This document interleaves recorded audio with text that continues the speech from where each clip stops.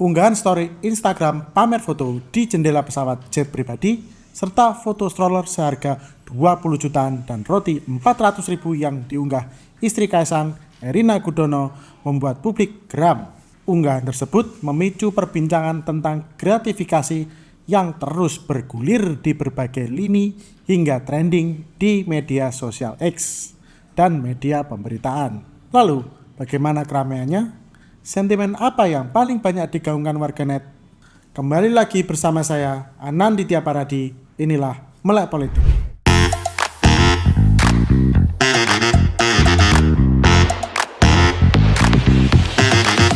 Sebelum lanjut, jangan lupa untuk subscribe YouTube channel Netre ya.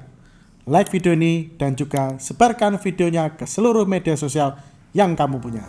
Nah, untuk melihat sejauh mana sentimen dan opini warganet tentang dugaan gratifikasi Kaisang, Netre memantau di media sosial X selama sepekan pada 30 Agustus hingga 5 September 2024. Melalui kata kunci Kaisang, ditemukan sebanyak 130,3 ribu unggahan dari 29,8 ribu akun getol membahas Kaisang.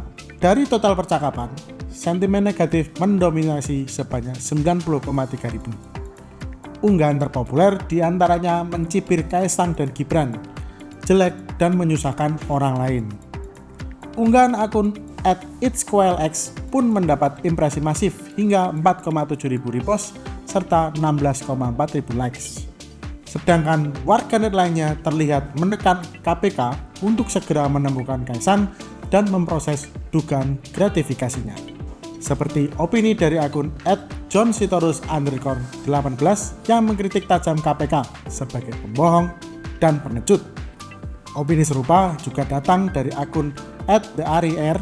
Jika KPK tak memproses Kaisang, maka Foreign Corrupt Practices Act dapat bertindak.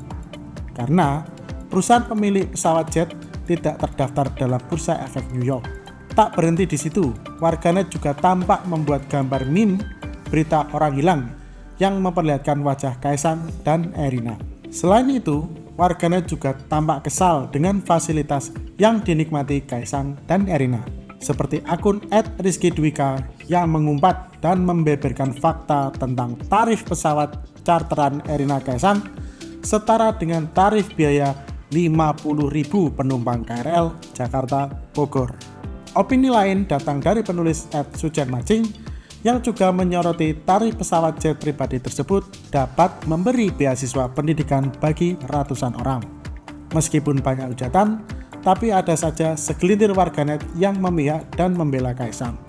Mereka beropini bahwa Kaisang bukanlah pejabat publik atau ASN, sehingga tidak perlu dipermasalahkan atau diperiksa KPK.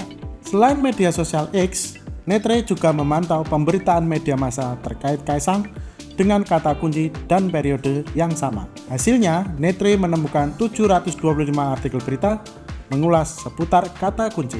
Kaisang dibahas dalam topik utama gratifikasi yang terangkum dalam kata gratifikasi, dugaan, dan pribadi menjadi kata yang paling sering digunakan media. Lalu, KPK menjadi organisasi yang paling banyak disebut media massa dalam 496 artikel diikuti PSI dan MAKI.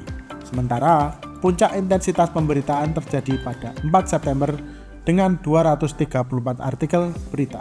Puncak pemberitaan pada 4 September membahas terkait Direktorat Gratifikasi KPK yang batal meminta Kaisang untuk klarifikasi agar isu tidak melebar. Pendalaman kasus ini pun tidak ditangani Direktorat Gratifikasi, namun dialihkan ke Direktorat Penerimaan Layanan Pengaduan Masyarakat KPK. Sedangkan proses pengaduan tindak korupsi membutuhkan penelaahan kurang lebih 8-14 hari. Baru setelah itu dapat diekspos apakah dapat ditindaklanjuti ke tahap penyelidikan atau masih membutuhkan dokumen pendukung atau keterangan dari pihak pelapor. Akibat sikap KPK tersebut, pakar komunikasi politik Beni Susetyo menilai lembaga KPK telah gagal mempertahankan jati diri sebagai lembaga yang tegas dan tidak pandang bulu dalam menegakkan hukum. Setelah kegaduhan tersebut, kemunculan Kaisang ke publik setelah menghilang juga meramaikan puncak pemberitaan pada 4 September.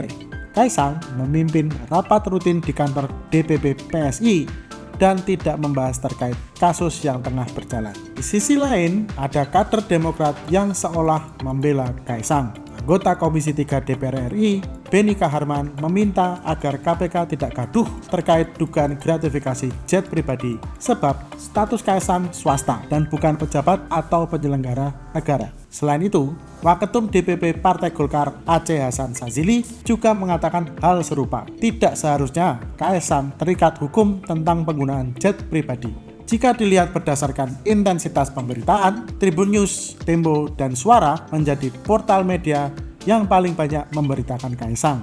Menurut Netrifans, gimana nih? Apakah benar Kaisang dengan terang-terangan menerima gratifikasi? Komen di bawah jika kamu mau lanjut diskusi terkait topik ini. Jangan lupa juga buat kalian yang ingin memantau tren berita dan isu viral terkini, cobain riset kalian, gratis loh, di monitoring.netre.id. Akhir kata, saya Ananditya Paradi undur diri. Sampai berjumpa di Melek Politik berikutnya.